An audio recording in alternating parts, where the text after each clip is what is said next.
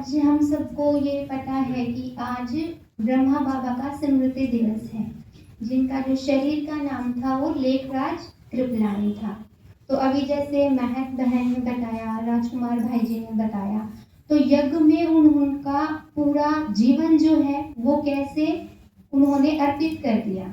तो सबसे पहले अगर हम देखें तो जो ब्रह्मा बाबा है उन्होंने मेरेपन का भाव कैसे निकाला, मैं और मेरापन, है ना। क्योंकि हम पूरे टाइम क्या है, मैं और मेरापन, ये जो हमेशा रहता है मेरी संगति। लेकिन सबसे पहले देह का जो भान है वो कैसे निकाला कि जब तक हमें मैं और मेरापन रहेगा ना, तब तक तो हम देह से हमेशा कनेक्टेड रहेंगे। तो बाबा ने बताया और उन्होंने किया भी। सबसे पहले क्या किया, जो उनकी ये जो चल अचल संपत्ति है ना, उसको अर्पित कर दिया और उसको सभी के हवाले कर दिया, जो क्या करेंगे, परमात्मा की सेवा में ही लगा देंगे।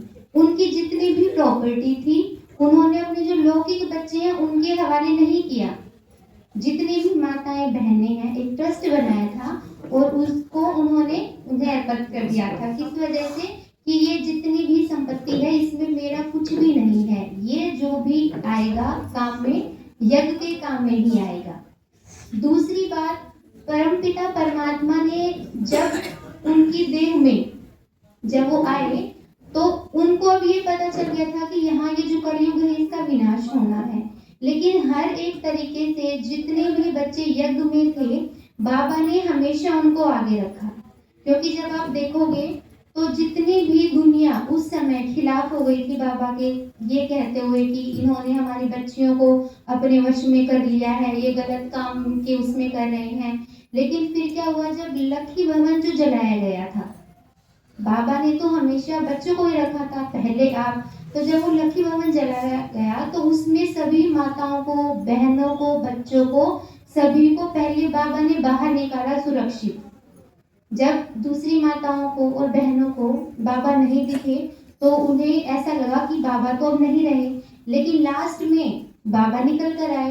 तो पहले आप अर्थात सिर्फ सेवा में ही नहीं कि भाई सेवा में इतना ही नहीं है कि इन बच्चों को सिर्फ सेवा में आगे रखूं, लेकिन उनके जीवन में भी, उनका जीवन जो सुरक्षित बनाया है उसमें भी ब्रह्मा बाबा ने क्या रखा कि पहले आप। और एक बहुत ही अच्छी बात जो इससे ऊपर भी, क्योंकि इतना ही काफी नहीं था, उन्होंने जितनी भी स्ट्रगल की है, ब्रह्मा बाबा ने इस यज्ञ को यहाँ तक पहुंचाया है। तो उसके बाद भी क्या हुआ था, जब वो दूसरे भवन में रहने के लिए गए थे तो बाद में जो वहां पे बहुत सारे जो उनके एंटी थे, जो उनका विरोधी थे, तो उनको उन्होंने क्या किया, जो एक डाकू है, चोर चकारी में रहते हैं, उनको भेजा कि अब ऐसे तो बात नहीं बनेगी, लकड़ी है, डंडी है, इनसे अब बात नहीं बनी। तो उसको अब डायरेक्टली क्या था, चाकू भी नहीं, कि डायरेक्टली शूट करना था। तो ब्रह्मा बाबा एक दिन छत पर टहल रहे थे, तो जो डाकू हैं वो आए, तो उन्होंने जंगल से थोड़ा सा निशाना साधा। लेकिन उन्होंने क्या बताया अपने ही अनुभव में कि मैंने निशाना जैसे साधा तो मेरे सामने एक दिव्य प्रकाश आया।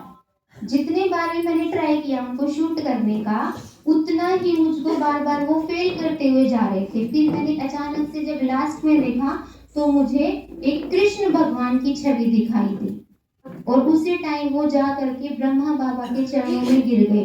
बोले मैं क्या करने आया था मुझे नहीं पता, किसने मुझे भेजा था ये दुष्ट कर्म करने के लिए। तो बोले ये सिर्फ कृपा है ब्रह्मा बाबा और परमपिता परमात्मा की। अच्छा, ओम शांति।